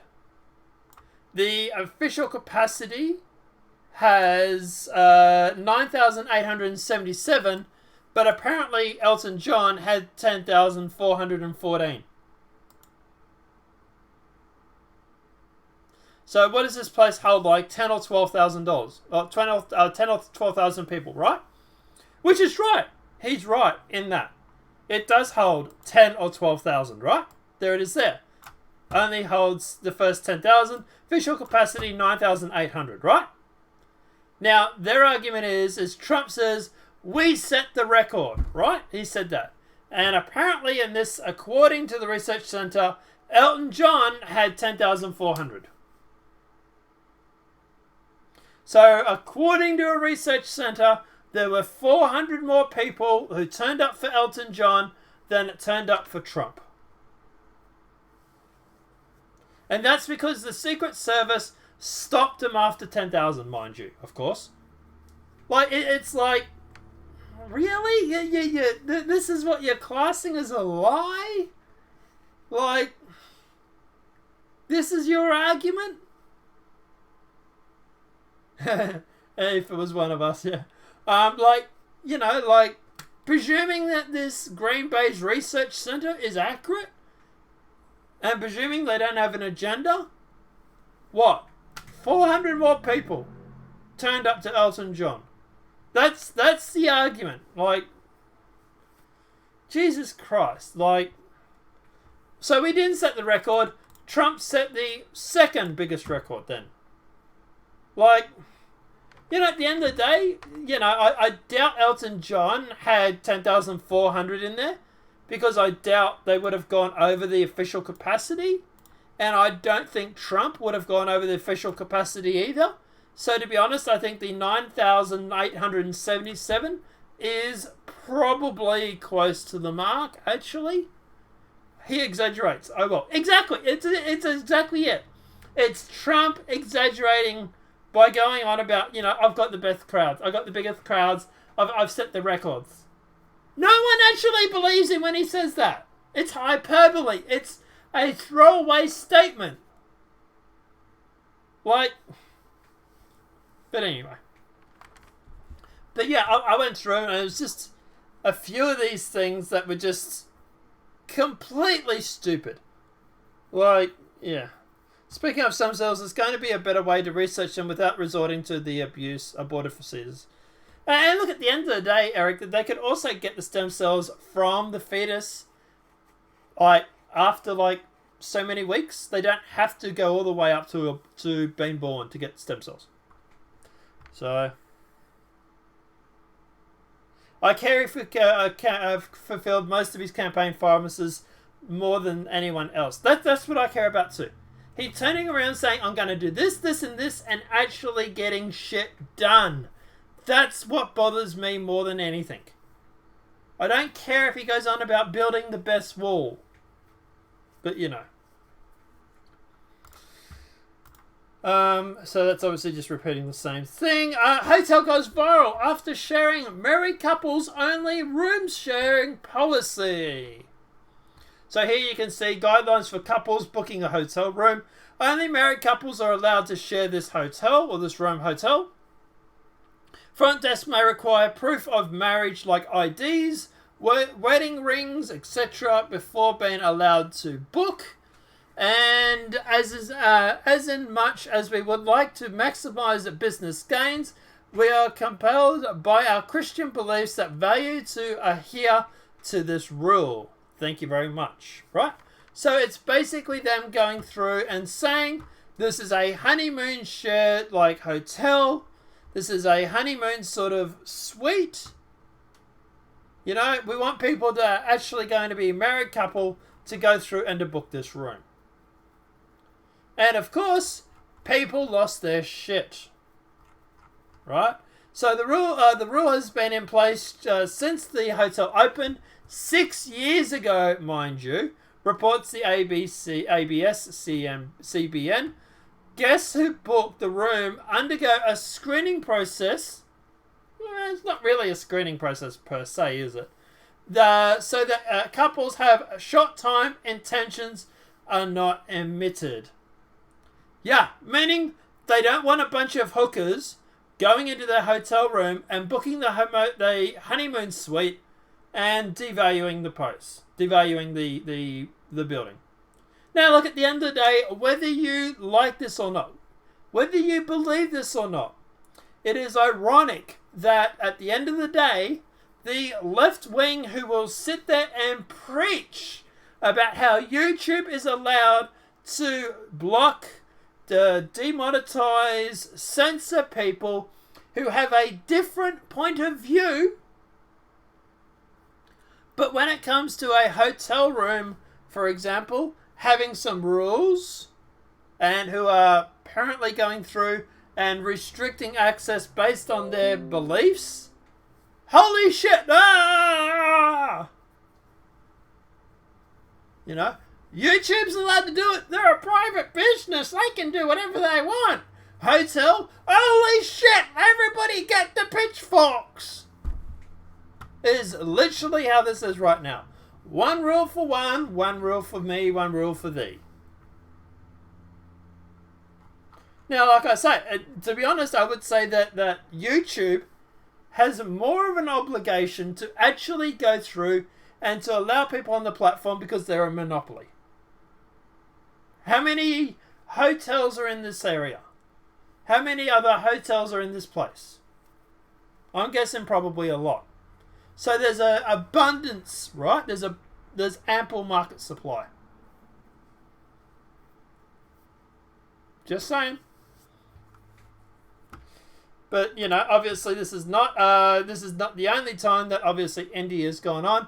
Also today, a list of rules for a bachelorette party in Las Vegas has gone viral for all the wrong reasons.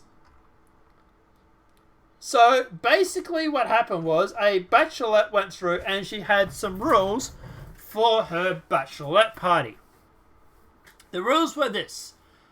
Visit a church on Sunday to cleanse our sins, right? So she sounds like she's a nice Christian girl. No hard liquor in the hotel room to avoid any accidents such as falling off the balcony. Seems good, yeah. No sex anywhere in the hotel room on the suite. Do not invite random men back to the rooms. $50 must be paid to buy groceries for everybody. Absolutely no drugs whatsoever, with one woman specifically told to leave her Adderall at home. Right? Because Adderall can be used as a drug. I'm pretty sure if you break it all up and blah, blah, blah, you can actually make, yeah. Now, I don't know about the Adderall thing, right? That to me... whatever, no, here nor there, right? Regardless. But obviously, people have lost their shit over these guys having rules regarding her bachelorette party. To me, this seems like a good, well-grounded woman, Christian woman, religious woman, who wants to go through and have a fun night as her last night on earth as a single woman. She doesn't want any accidents happen. She doesn't want her bachelorette party to be marred by a whole bunch of random drunk accidents or anything along those lines. And the left have lost their shit over this, of course, as well. You know, we won't be studying you, so you don't need your drugs. I find us a church, send me money. She's not even the bride. Drops off in the middle of the desert and leave her there. Is one response. Someone, I'm not even into the list. It's just the intro. Moral code. Keep me aligned with church. And so I'm done. The best part is the listing sinful alcohol in... ... She seemed very Christ-like. How's that a problem? And wedding shaming blogs are a gift to us all. To be honest, this woman sounds like an ideal wife. Sounds like an ideal partner. If guys in the chat, if you had a choice between this girl or some girl that ran out and got herself gang-banged by a local bunch of male strippers... who would you pick to marry? Just, putting that out there. Who would you rather? Some chick that goes out on an alcohol, drug-filled binge, gets gang-banged, takes random men back to her house or to the hotel room, gets done 5 ways from Sunday? Or some girl who wants to go to church on Sunday, has no hard liquor in the hotel room, so that people don't fall off the balcony, of course. No sex anywhere in the hotel suite. No random men back to the hotel. Of course there's no random men going back to your hotel room. It's a bachelorette party. I would hope there are no random men going back to the rooms. And who cares? It's freaking her bachelorette party that she's organising. Who gives a shit? Basically a clean girl's night out before tying the knot. Exactly. A girl who's going out, having fun, doesn't want her last night to be marred by a bunch of drunken, random sex STD-filled activities. Oh my god, let's chastise this girl. Burn her as a witch! As I posted on Twitter about this. I've been very active on Twitter today. It's been kind of funny. If you guys aren't following me, you should. But yeah. But anyway. But as much as I entertain the thought of having a wild woman for the moment of fun, I'll go with this type of lady. Me too, Eric. And yeah, look, there is a big difference between a devil in the sheets and a devil in the streets, as they say. There is nothing wrong with having a chick who is wild in the bedroom, as long as it's just with you. But this is not even about this. This is about a girl who just wants to have a clean night of fun. Like, this girl could be... I'm in luck. Thanks, Amy. But yeah, look, at the end of the day, this girl could be a complete freak in the bed. You don't know. Just because she's restrained outside of the bedroom doesn't mean she's not a freaky little girl in the sheets. In fact, most likely she is, because I tell you, every time I've hooked up with a girl that's been like this, complete freak in the bedroom. So, yeah, this girl, man, you got yourself a winner. It's probably the patriarch's fault. Probably, yeah. All right, let's talk about this. Let's talk about this synagogue shooter. Because obviously, look, we were going to go live with this report when it happened. Should be swinging from the ceiling, otherwise true. We were going to go live with it when it happened. It was about an hour or so after it happened. But I had to go to work the next day, and I literally had 3 hours sleep as it was. So, yeah, I couldn't go live with it, to be honest. I did decide to and ah about it, but yeah. But a pro-gun, pro-Trump hero stops synagogue shooter and MSN ignores. So what actually happened? A combat vet who stopped the synagogue shooter, I scared the hell out of him. Amy. Oh, Amy. The man who fired a semi-automatic weapon inside the kibbutz of Bardawag Synagogue in San Diego on Sunday froze, dropped his gun, and sprinted to his car when he saw Oscar Stewart come barreling towards him, yelling so loud that the priest at a neighboring church could hear him. "Get down," Stewart yelled, according to his wife and others who were at the scene. "You mother something or other, I'm going to kill you." Others who were there later told him it sounded like 4 or 5 people were shouting. He thinks maybe an angel was standing behind him and speaking through his voice when the shooter ran. He immediately gave chase.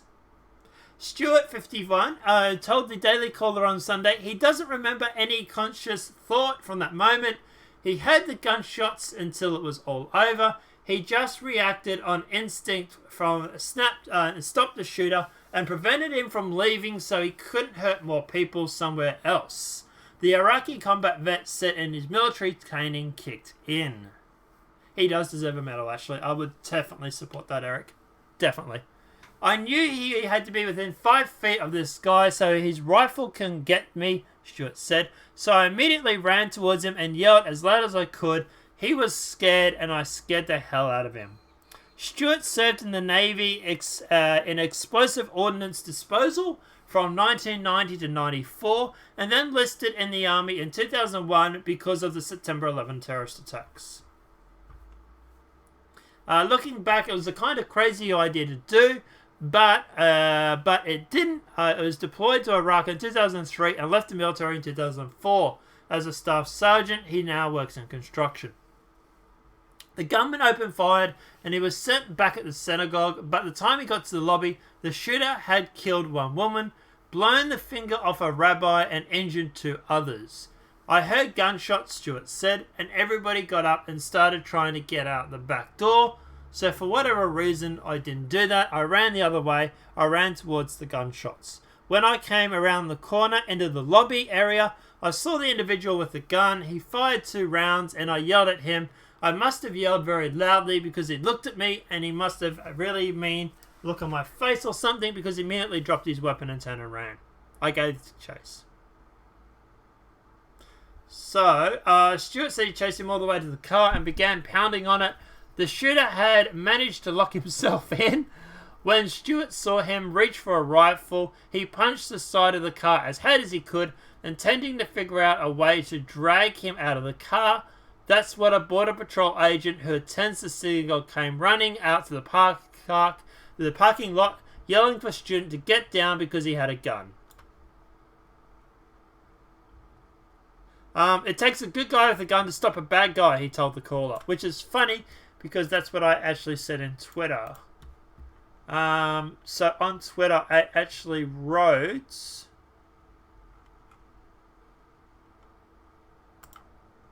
So I wrote, so David Hogg, the only thing to stop a bad guy with a gun is a good guy with a lawsuit.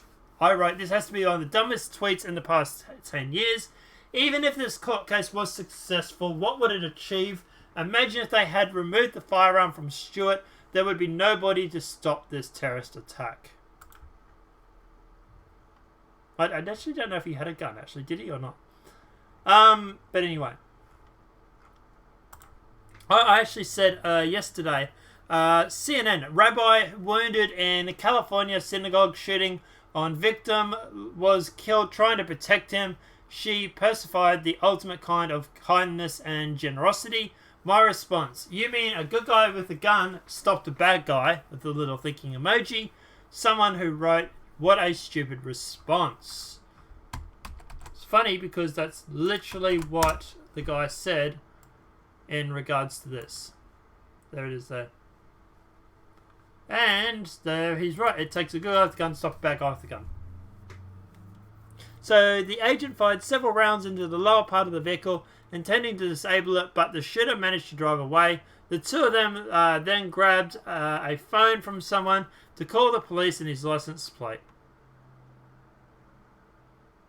I don't know if he's a Trump supporter or not.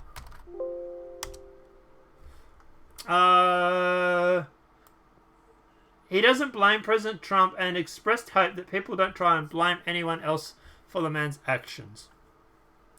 Well, no, because the actual shooter hated Trump, but anyway.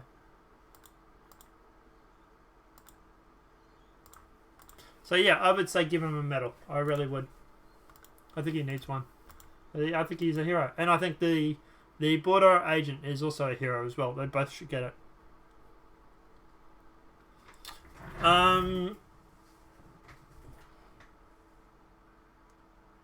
Yeah, but the problem with that, Eric, and as you and I would probably agree, taking the guns away from the law-abiding citizens doesn't mean, at the end of the day, that it's going to take them away from the criminals. And that's the point. The news said the border agent ran him off. Yeah, nah. It was actually this guy. A former Iraqi vet. Who's apparently a Trump supporter.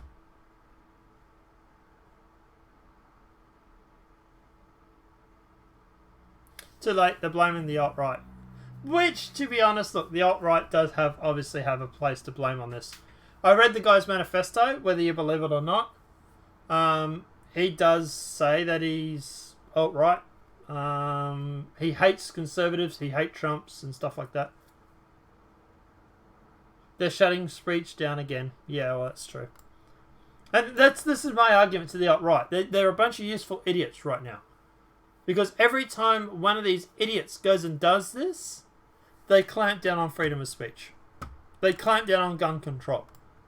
And what is their argument? Well, let's just keep doing it and see if it gets anything different. Fucking morons. But anyway. Sri Lanka imposes immediate law banning face coverings. Sri Lanka imposed emergency law banning face coverings in wake of the Easter Sunday suicide bombings. President Mathrapa Serena, might be mispronouncing, announced Monday that he would use an emergency law to ban head coverings or coverings that hinder identification, according to BBC. The move comes after reports suggesting some individuals involved in the Easter bombings may have been women wearing head coverings. Women wearing burqas were spotted fleeing the Easter bombing sites, government officials told the Daily Mail. Official suspects, many of the women were involved in the attacks on Christians that killed about 250 people and sent 450 others to hospital. I actually heard the account was closer to 300, but anyway. Sri Lankan MP Ashur Mapur proposed a bill banning burqas on his Facebook page on April 23rd. I do get worried when they go through and put in these sort of authoritarian state laws. Look, whether I agree with banning the burqa or not, I do think this is something that we do need to be very, very careful about, because it is a slippery slope. You know, how many of rights and freedoms do you have to give up before you start feeling safe? And how many will they want? So, Amtrak in chat. Banning handguns in the UK didn't help. The gun crimes went up. One of the few real-world prohibitions attempt at gun control here and now. Knife crime, no better. And in Australia, we've had the same problem. We still have gun violence in Australia, even after, even recently. And it's been, what, 10 years since they banned them now? I married myself and it was truly empowering. Okay. I suppose your vibrator's going to get a workout, I suppose. The idea to marry myself came in January last year when I was at work one day. 3 weeks before, on Christmas Eve, I had received a text message from my boyfriend of 5.5 years. I can't do this anymore. It's over, it said. It was a 42-year-old with children, and I had already been divorced twice. It was devastating and left me blank, unable to eat, sleep, or smile. My ex used to say to me, "You can get married, darling, but it won't be to me." So it suddenly stuck to me that he was right. I could get married to myself. While it's not legal to marry yourself in any country, I'd read the growing numbers of people who are having the symbolical ceremonies to celebrate their singlehood. To me, it sounds like this girl might be more of a pain in the ass to date than anyone you could possibly imagine. She was in a relationship for 5.5 years. The boyfriend broke up with her. She's been married twice before. It seems like there might be a bit of a problem with this one.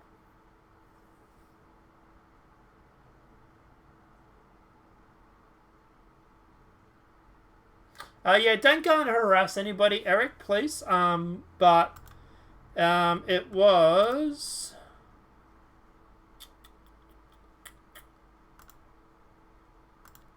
I think I have it on this other screen here. Hang on, let me see if I can find it.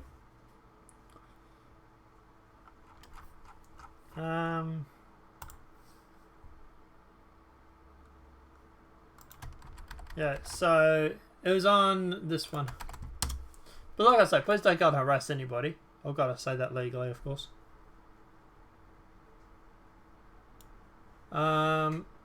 My response to CNN on April 28th.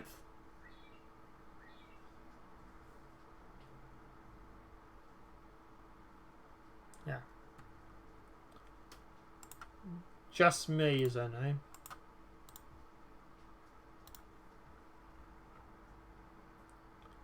Well, of course, she's retweeting Barack Obama.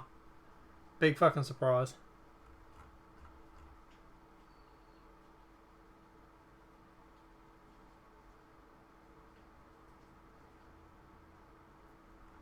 She's in Australia, apparently.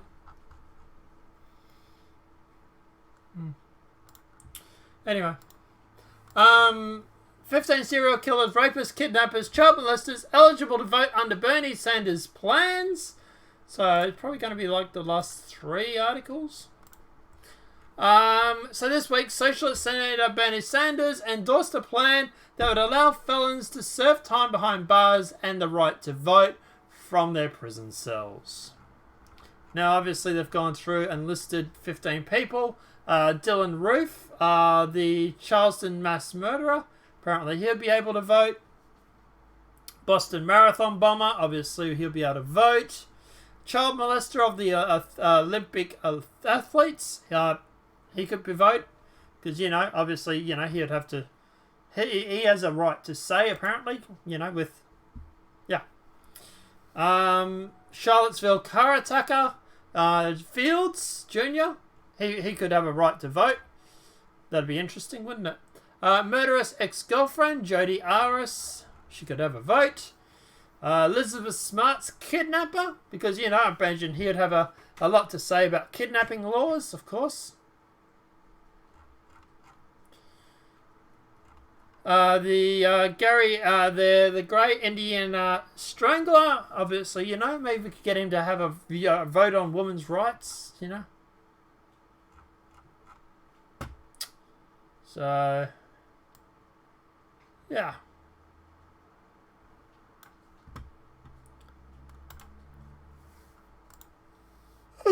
Sorry.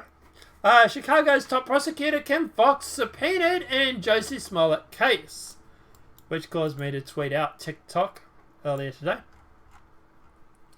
Chicago's top prosecutor has been subpoenaed to appear in court by retired appellate, I might be mispronouncing, judge who's pushing for a special prosecutor to investigate the handling of the case against ex-actor Josie Smollett.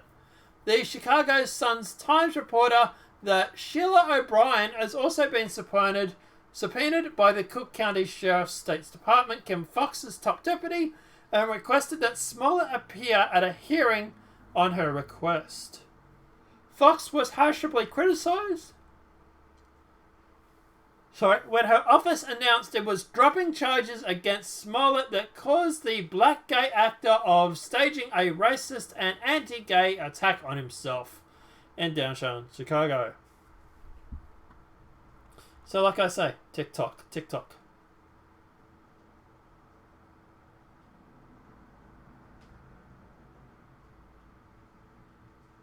Okay, cool. Alright. Yeah, apparently she's in Australia too. So, yeah. And the last story for the last story for the day. New York Times prints another anti-Israeli cartoon amid anti-Semitism, schedule rocking newspaper. So the New York Times printed a second anti-Israel cartoon on Sunday in its international edition, a development that comes in the wake of the newspaper having run an anti-Semitic cartoon on Thursday, retracting it on Saturday, and then later on Sunday apologizing for running it.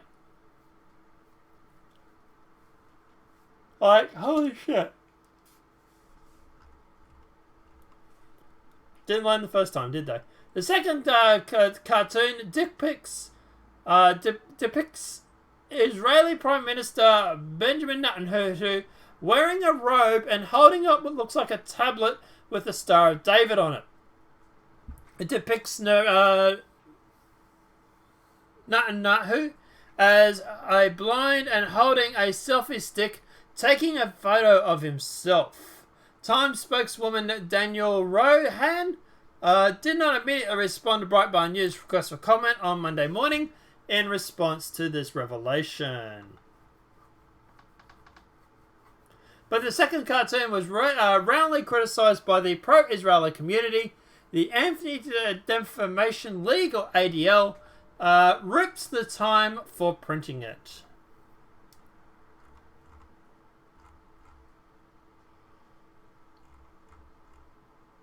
So, yeah. They also went through and they printed this too.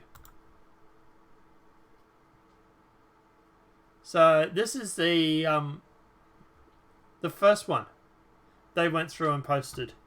Like, holy shit, can you imagine if I did that? Could you imagine if I posted that sort of shit? Like, holy shit. So that's obviously Benjamin Netanyahu, made out to be a dog, being walked by Trump.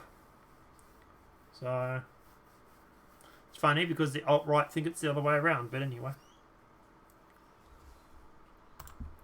But yeah, look, at the end of the day, look, is it anti-Semitic? Sure, maybe. Yeah, if you want to make that argument. Yeah. But, yeah. Like I say, you guys know my stance. Look, I personally don't care much for Israel or Palestine. To be honest, I think they're both a load of shit crap, which is probably why I'm not on anyone's podcast. But at the end of the day, given a push comes to shove, if I have to have a choice, I'd rather take Israel than Palestine any day. But, you know. necessary evils, I suppose. I don't know. But guys, apart from that, I don't know. Let me know what your thoughts are in the comment section below. Apart from that, guys, it's probably going to wrap it up today. I do have to get to bed. So, racist homophobes cause a single victim case class. So it isn't enough for headlines these days. The main reason... Oh, yeah, cool. Alright, guys. Yeah, so apart from that, obviously, if you're watching this video later back, obviously... Thank you for everybody who was in the chat today, which is mostly everybody that stuck around. Thank you. I appreciate it, guys. I love it when you guys are in chat. You make it so much more entertaining. But yeah, apart from that, guys, let me know what your thoughts are in the comment section below. Big shout out to all my subscribers, to everybody who obviously goes through and supports this channel. Smack that like button, everybody who has done it. Someone's hit the dislike button yet again, so cool. Congrats, I suppose. But yeah, let me know what your thoughts are in that comment section below. If the video has been helpful, please smack that like button. If you're new to the channel, welcome and subscribe. Don't forget to hit that bell. Apart from that, guys, obviously, look, we'll see you tomorrow. Same bat time, same bat channel, same bat station. Apart from that, guys, everybody who tuned in today, thanks once again. Yeah, really love you guys. You guys make it so much more entertaining.